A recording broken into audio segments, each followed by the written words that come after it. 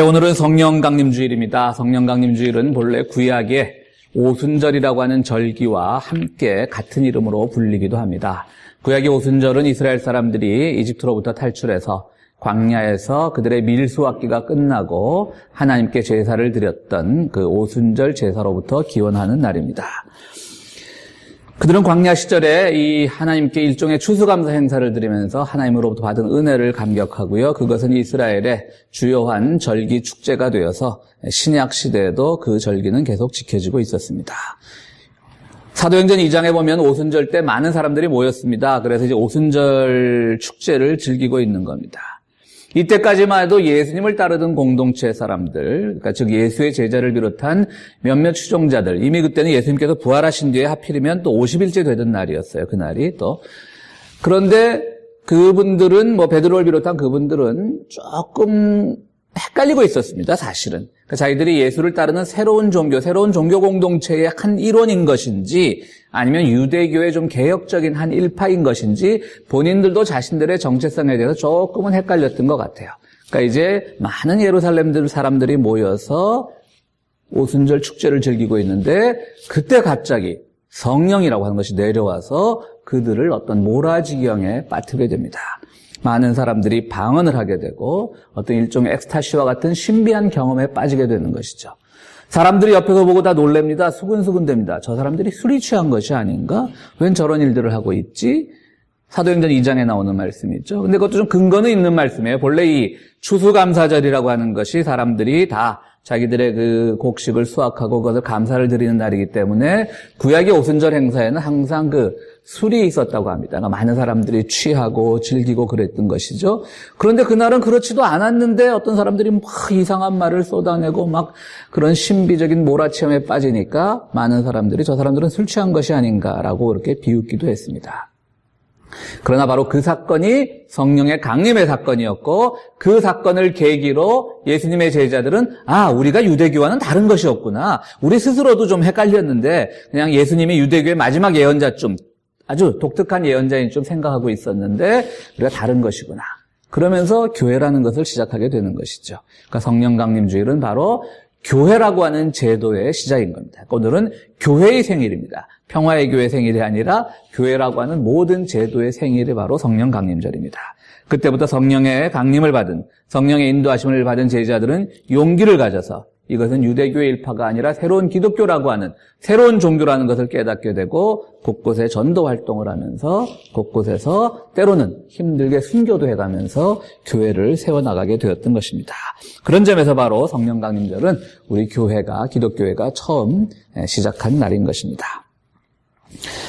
오늘 말씀은, 요한복음의 말씀은 예수님께서 부활하신 뒤에 제자들에게 나타나서 하신 말씀입니다. 여기서 제자들에게 주님께서는 두 가지 아주 중요한 말씀을 하시는데 하나는 말씀이고 하나 행동으로 보여주신 것이죠. 행동으로 보여주신 것은 예수님의 숨을 제자들에게 불러넣었다는 거예요. 그러니까 제자들은 지금 예수님이 부활했다는 소문은 들었는데 아직 두려운 거예요. 유대 사람들한테 어떤 해코지를 당할지 모르고 그들이 문을 걸어 잠그고 어떤 모처에 숨어 있는데 그때 갑자기 예수님이 탁 나타나셨어요. 우리가 잘 알다시피 의심 많은 도마가 옆구리에 그 창자국을 보여달라. 당신이 정말 부활하신 예수가 맞냐? 이런 의심이 막 일어나는 그날이죠. 그때 주님께서 이 두려워하는 제자들에게 숨을 불어넣어 주셨다고 하셨어요. 오늘 본문 말씀에. 그리고 말씀으로 하신 것은 성령을 받으라는 것이에요. 그러니까 성령을 받으라고 하는 것이 무엇일까? 오늘 우리가 그것을 함께 생각해 보고자 합니다. 성령을 받는다라고 하는 것은 바로 주님께서 주시는 그 능력을 가지고 무엇을 할 것인가를 고민하라고 하는 뜻입니다. 우리는 성령을 받는다라고 하면 그것이 마치 신비적인 체험에 빠지고, 물론 이 성령 강림절의 첫 경험이 그런 것이긴 했습니다.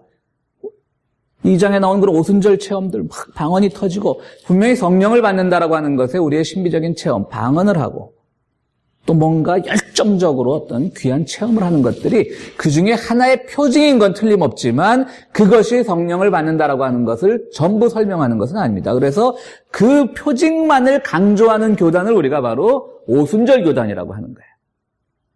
그러니까 성령을 받는 것 중에 많은 표징들이 나타나는데 그 중에 좀 신비한 체험, 이런 것들, 감각적인 체험만 강조하는 교단을 우리가 오순절 교단이라고 하는 것이죠. 우리 한국의 유명한 순복음교회가 바로 그런 교회를 부를 때 우리가 펜테코스탈 처치, 즉 오순절 교단이라고 부르는 겁니다. 그러나 그것은 우리가 그분들의 신앙의 경험을 무시해서는 안 되겠지만 그게 성령을 받는다는 것의 전부를 의미하는 건 아니에요. 그럼 과연 우리 오늘을 사는 그리스도인들에게 성령을 받는다는 건 어떤 의미일까? 성령이 뭘까? 나는 신비한 체험을 해본 적도 없고, 나는 방언을 해본 적도 없고, 나는 누구의 앞날을 예측하는 예언을 해본 적도 없고, 더군다나 누군가 옆에서 막 방언을 해보면 그 방언의 해석을 하는 은사를 받은 적도 없는데, 과연 성령이란 무엇일까? 오늘 요한복음 말씀을 통해서 우리가 그걸 나눠보고자 하는 것입니다. 오늘 주부의 목회서신도 나와 있는데요. 우리가 그 향수라는 시 유명하시죠? 유명한 거 아시죠? 정지용이라고 하는 시인입니다. 향수라고 하는 그 시는 노래로도 되어서 넓은 벌 동쪽 끝으로 하는 정식 클래식 가수와 대중 가수가 함께 부른 노래로 여러분들 익히 아시리라고 생각이 됩니다. 이 성령 강림주일 설교를 준비하면서 정지용 시인에게 다른 하늘이라고 하는 제목의 시가 있는 걸 처음 알았습니다. 오늘 주부에도 나와 있는데 여러분들에게 잠깐 읽어드리도록 하겠습니다. 그의 모습이 눈에 보이지는 않았으나 그의 안에서 나의 호흡이 절로 달도다. 물과 성신으로 다시 낳은 이후 나의 날은 날로 새로운 태양이로세. 무사람과 소란한 세대에서 그가 다만 내게 하신 일을 지니라. 미리 가지지 않았던 세상이 여니 이제 새삼 기다리지 않으련다.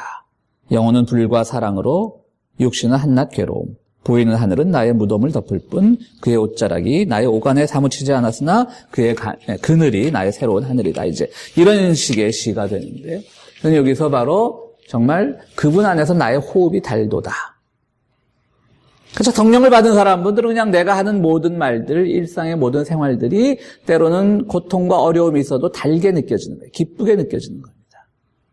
또 우리가 살고 있는 이 세상은 분명히 불의와 부조리가 있지만 그 불의와 부조리는 하나님의 어떻게 보면 그늘일 수도 있어요. 하나님의 어두운 면일 수도 있어요. 우리가 여러분 세월호 참사도 겪었을 때 많은 분들이 또 신앙적으로도 많은 고민을 하잖아요. 왜 그렇게 항상 약한 사람들만 불의한 세력에 의해서 죽임을 당해야 되는지 우리가 많은 고민을 하게 돼요. 어떻게 보면 하나님의 어두운 면입니다. 그늘입니다. 쉽게 해석할 수 없는 부분입니다. 그러나 그 안에서조차 우리는 새로운 희망을 발견하고 그 안에서 하나님께서 우리에게 무엇을 하기를 원하시는가를 늘 들을 수 있는 귀를 열어놔야 되는 것이죠. 그래서 저는 정지용 시인의 이 시가 참 성령을 받은 사람의 그 마음을 잘 표현하고 있다는 생각이 들어서 너무 이 시를 발견한 게 기뻤어요. 여기 시에 나오는 성신이라는 표현이 바로 성령이죠. 교회를 오래 다니신 분들은 아시겠지만 제가 어릴 때는 사도신경 외울 때 성령을 믿사오며 하지 않았고 성신을 믿사오며라고 했던 기억이 나는데요. 그러니까 성령은 어떤 단순히 스피릿이 아니라 삼위일체 하나님 안에서 하나의 인격신이라는 얘기입니다. 그러니까 성신이란 말이고 성령이란 말입니다. 결국 우리는 이 성령을 받아서 하나님의 인격적인 만남을 통해서 우리에게 주시는 하나님의 음성을 바로 오늘 들어야 되는 겁니다. 거기에는 어떤 체험도 있을 수 있지만 정말 중요한 것이 무엇인가를 우리는 함께 나누어야 하는 것입니다. 먼저 오늘 성령을 받는 자라서 않는다라고 하는 것은요.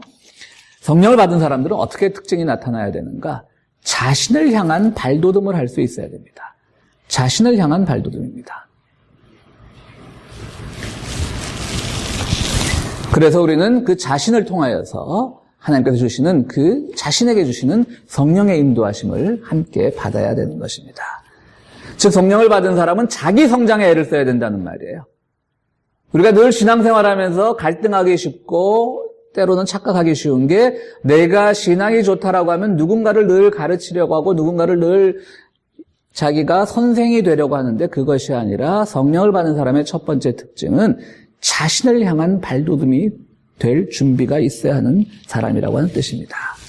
오늘 여러분들이 정말 성령을 받은 사람인지 아닌지 헷갈린다면 나는 아직도 부족한 게 많아. 나는 나를 향하여 내 개인적인 발돋움을 해야 돼. 라는 자각이 우리가 믿음 가운데 일어난다면 성령을 받은 겁니다. 여러분들 그럼 방언을 못 하셔도 좋고 한 3시간씩 4시간씩 성령의 인도하심에 따라 기도 못 하셔도 좋습니다. 그렇죠? 내가 나의 성장을 위해서 그리스도 안에서 내 성장을 위해서 얼마나 기도하고 노력하고 있는지 그리고 나는 아직도 부족한 상태라는 것을 생각하고 있는지의 마음이 우리 가운데 일어난다면 그것은 성령을 받은 사람이라고 하는 뜻이라는 거죠. 여러분 사도 바울은 사도행전 9장에 보면 지금의 다마스커스라고 부르는 지역이죠. 다메섹으로 가다가 그전까지는 이 기독교인들을 박해하던 사람이었는데요. 다메섹으로 가다가 주님의 음성을 듣고 잠시 눈이 멀었다가 그리고 다시 눈이 떠지면서 그의 삶이 완전히 180도 바뀝니다. 그래서 이제까지는 그리스도교를 박해하던 사람이 이제는 그리스도교의 전도자가 되어서 새로운 교회 운동을 시작하였습니다. 그런데 여러분, 우리가 여기서 제가 설교 시간에 몇 번 말씀을 드렸었는데 사도 바울이요, 그 다메섹에서 회심하자마자 그 다음 날부터 막 전도 다니면서 그랬던 게 아니에요. 그 다음 날부터 고린도 교회를 세우고 무슨 어느 교회를 세우고 갈라디아 교회를 세우고 그랬던 게 아닙니다. 사도 바울이 다메섹에서 회심한 거를 정확하진 않지만 서기로 보면 한 30년대 초반입니다. 그런데 사도 바울이 교회 공동체를 통해서 자기의 이름을 드러내기 시작한 것은 한 48년대입니다. 그러니까 그 사이에 한 14년에서 17년 정도의 세월이 모호해요. 그의 흔적이. 성경에 보면 한 번은 3년 동안 아라비아로 하는 곳에 갔고 한 번은 14년 동안 낫소라고 하는 자기 고향에 돌아가 있었습니다. 그러니까 신학자들에 따라 이 3년을 14년에 포함시켜야 된다. 아니면 딴 세월이다. 이렇게 이제 얘기하는 사람들이 있는데요. 만약에 딴 세월이라고 하면 17년 동안 이분은 그 다메섹에서 그 뛰어난 경험을 하고 성령의 체험 중에 그렇게 큰 체험일 수밖에 없는 그 체험을 하고도 17년 동안 이분의 행적이 모호해요. 성경에 어디도 기록이 나와 있지 않습니다. 세월만 나와 있습니다. 저는 이렇게 생각합니다. 정말 뜨거운 경험 아닙니까? 눈이 멀었다가 떠지고 정말 기독교를 박해하던 사람이 기독교의 복음 전도자가 되고 이렇게 뜨거운 이 경험을 한 사람조차도 17년 동안 저는 묵상하고 반성하고 자기 고민하고 기도했을 것 같아요. 내가 이런 경험을 했는데 이제 다 내 말은 진리다라고 하지 않았다라고 하는 것이죠. 물론 그가 다메섹에서 처음으로 그 회심했던 당시에는 좀 복음 전파를 했어요. 그러니까 막 사람들이 그를 죽이려고 하니까 우리 잘 아시죠? 다메섹 그 성에서 그의 그 사도 바울을 지키려고 하는 사람들이 광주리에 그를 담아서 성 밖으로 도망치게 하죠. 그리고 17년 동안 도망 다닌 것 같아요. 제가 보기엔 무서워가지고. 사도 바울을 정식으로 공부한 이 신학자들이 들으면 뭐라 그럴지 모르겠지만 어쨌든 성경에 그의 17년 기간이 모호하니까요. 자기를 향한 발돋움의 기간이었던 거죠. 사도 바울 같은 종교적인 대가도 영적인 천재도 무려 하나님께서 그를 14년에서 17년이라고 하는 그 세월 동안 잡아두셨어요. 너에게 분명히 내가 음성을 내렸고 너를 분명히 귀하게 쓰려고 했고 너는 분명히 앞으로 교회를 세워나갈 뛰어난 사람이지만 그러나 너에게는 너만의 발돋움을 할 시간이 필요하다고 하는 것이죠. 오늘 우리는 성령을 받았다는 말을 얼마나 쉽게 씁니까? 방언 몇 마디 했다라고 해서 남보다 좀 더 많은 금식을 해봤다라고 해서 남보다 좀 더 많은 시간을 기도에 보낼 수 있는 그런 능력을 가졌다라고 해서 성령을 받은 것처럼 하는 사람들이 많은데요. 진정으로 성령을 받은 사람의 특징은 내가 얼마나 하나님 안에서 나 자신을 위하여 더 발전할 발돋움할 마음을 가지고 있는가. 그게 성령 받은 사람의 특징입니다. 그런 점에서 우리 평화의 교회 교인들은 모두 성령 받은 사람인 줄로 믿습니다. 아멘이 너무 작습니다. 여러분들이 늘 성장하기를 바라셔야 돼요. 분명히 우리는 교리적으로는 여러분들이 예수를 고백하는 순간 다 죄사함 받고 구원받은 사람 틀림없어요. 우리 다 구원받은 거예요. 그런데 구원받았다라고 하는 것이 성장이 멈췄다는 의미는 아닌 거예요. 구원을 받은 것과 함께 성장이 멈춘 사람들이 누구냐면 바로 요즘 문제가 되고 있는 구원파인 거죠. 한번 구원받으면 끝이야. 더 이상 난 아무런 죄도 없고 아무것도. 그게 아니라고 하는 것이죠. 구원받고 우리는 성장해야 되는데 그 성장을 위해서 발돋움할 준비가 되어 있고 겸손함이 되어 있는 것. 그것이 바로 성령 받은 사람의 특징입니다. 두 번째로 성령 받은 사람의 특징은 이웃을 향한 발돋움을 할 수 있는 사람입니다. 오늘 우리 고린도전서 교동문으로 읽었는데도 나와 있죠. 성령을 받았다라고 하는 사람들은 뭐냐면 공동의 이익을 위해서 일하는 사람입니다. 우리는 성령의 체험이라는 걸 너무 개인의 체험으로만 국한시켜버리는 것 같아요. 그러나 하나님의 말씀은 분명히 얘기합니다. 공동의 이익을 위하여 일하라. 네가 정말 성령을 받았으면 공동의 이익을 위해서 일해야지 혼자 그냥 내가 기뻐하는 것. 물론 이 세상에 혼자 우울한 것보다 혼자 기뻐하는 게 분명히 낫습니다. 그런데 그 기뻐함이 더 나가서 공동의 이익을 위해서 함께 기뻐할 수 있는 그런 사회를 만들어 나가는 것. 또 나의 직접적인 슬픔은 아니지만 이웃의 슬픔에 함께 공감할 수 있는 것. 그래야 그들의 슬픔의 원인이 무엇인가를 보고 그것을 끝까지 밝혀낼 수 있는 것. 그것이 바로 공동의 이익 아니겠습니까? 성령을 받은 사람들은 바로 공동의 이익인 겁니다. 오늘 우리가 교동문으로 읽었던 그 고린도전서 12장 말씀에 중간에는 생략을 했는데요. 거기에 보면 은사는 여러 가지입니다. 성령을 받은 은사는 여러 가지인데 뭐 방언을 하는 사람 모든 사람들이 있습니다. 이렇게 말씀하시면서 뭐라고 얘기하냐면 그러나 그것이 자기만의 것이 되면 아무것도 아닙니다. 고린도 13장에서도 그러죠. 아무리 사랑이 많아도 아무리 당신이 뭔가가 뛰어나도 당신만을 위한 것이라면 우리는 꽹가리에 지나지 않습니다라고 말합니다. 오늘 우리가 성령을 받았다라고 하는 것은 내 믿음이 내가 살고 있는 공동체의 이익을 위해서 얼마나 희생하고 결단하고 있는가. 작은 것이라도. 우리가 뭐 대단한 능력이 뛰어난 사람도 아니고요. 우리의 작은 실천으로 이웃이 다 갑자기 변하는 것도 아니고 사회가 갑자기 좋아지는 것도 아니겠지만 그러나 적어도 내 마음속에 내가 공동의 이익을 위해서 얼마나 노력하고 있는가. 그 고민을 하라고 하는 것이죠. 사도행전 2장에 나오는 그 초대교회 그걸 보면요. 그 경험을 보면 이제 유대인들 중에서도 이 이방계 유대인들이 많았어요. 그러니까 우리가 유대인들 하면 막 민족적인 그 자부심이 뛰어나서 아무리 자기 고향을 오래 떠나 살아도 다 히브리어를 말할 줄 알고 그런 좀 유대인에 대한 환상을 가지고 있는데 그렇지 않죠. 여기 주변에 보면 주위시들 보면 다 히브리어 할 줄 알겠습니까? 모르는 사람들도 많겠죠. 그게 이 1세기에도 그랬던 거예요. 그러니까 오순절이라고 하는 축제는 기억해서 고향으로 돌아왔는데 수많은 사람들이 각기 다른 말로 이제 기도를 할 거 아니에요? 근데 놀랍게도 성령이 내리니까 각자 그리스계 유대인들은 그리스 말을 할 거고 이디오피아계 유대인들은 이디오피아 말하고 다 각기의 말을 하고 있는데 성령이 강림하고 나니까 그 말이 통합이 돼서 다 알아듣게 되는 거예요. 놀라운 경험이죠. 여러분들 무슨 생각이 나세요? 성령 강림 사건은 바로 바벨탑 사건이 회복되는 사건입니다. 바벨탑 사건은 뭐예요? 한마디 같은 말을 하고 있었는데 갑자기 어느 날 말이 다 달라졌어요. 그런데 성령 강림을 받으니까 다른 말을 하고 있는데 말이 통하게 됐다는 거죠. 그게 뭐죠, 여러분들? 오늘 우리는 같은 말을 하고 있어도 말이 안 통할 때가 있어요. 자기 어떤 정치적인 이념적인 지향에 따라 말이 안 통하기도 하고 세대차 때문에 말이 안 통하기도 하고 심지어는 지역적인 차이 때문에 말이 안 통하기도 하고 각자 다른 생각을 하고 있는 거예요. 이웃을 위해서 우리가 발돋움한다라고 하는 것은 뭐냐면 이 초대교회 경험처럼 누군가의 말을 귀 기울여 들어주는 거예요. 분명히 나와 다른 말을 하고 있지만 분명히 나와 다른 생각을 하고 있지만 그들의 말에 귀 기울여주는 것. 그것이 놀라운 성령의 감동이고 성령의 은총인 겁니다. 여러분들의 귀가 누군가의 아픔을 향해 열려 있다면, 여러분들의 귀가 누군가에게 억울한 일을 당한 사람들을 향해 열려 있다면 여러분들은 성령을 받으신 겁니다. 기쁘시죠? 다 성령 받으신 겁니다. 세 번째로 성령을 받은 사람은 하나님을 향하여 발돋움하는 사람들입니다.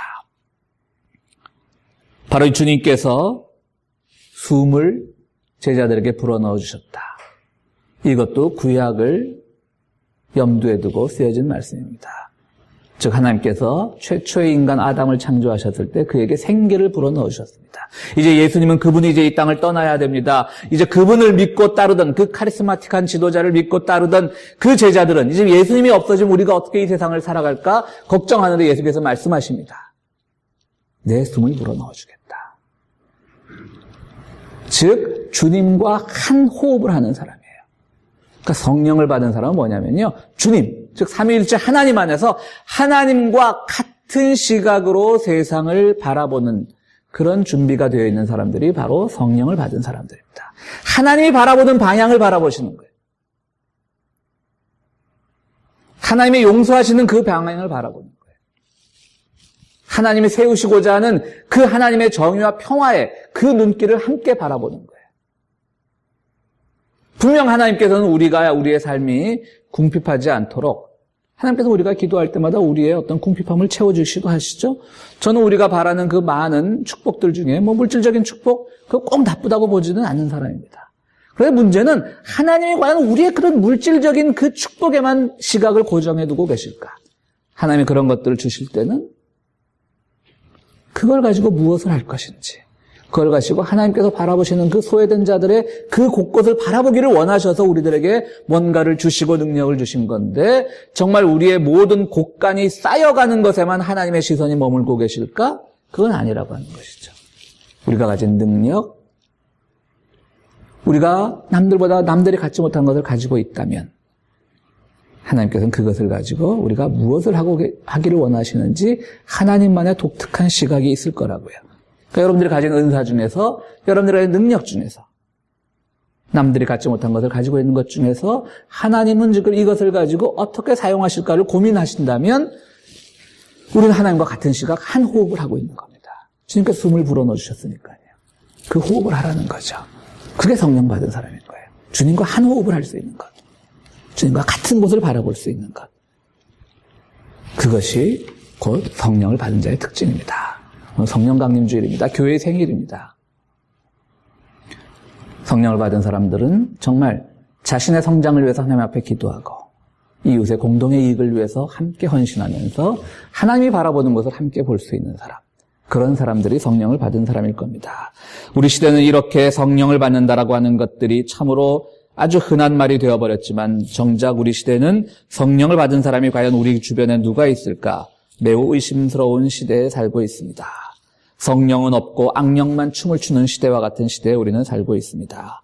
폭력의 악령이 춤을 추고 불의의 악령이 춤을 추고 책임 회피의 악령이 춤을 추고 물질의 악령이 춤을 추고 있는데 더욱 문제인 것은 이 악령을 누리면서 사람들은 성령을 누린다고 착각을 하는 우리의 주변 기독교인들이 많다라고 하는 데서 우리의 시대는 참으로 아픈 시대입니다.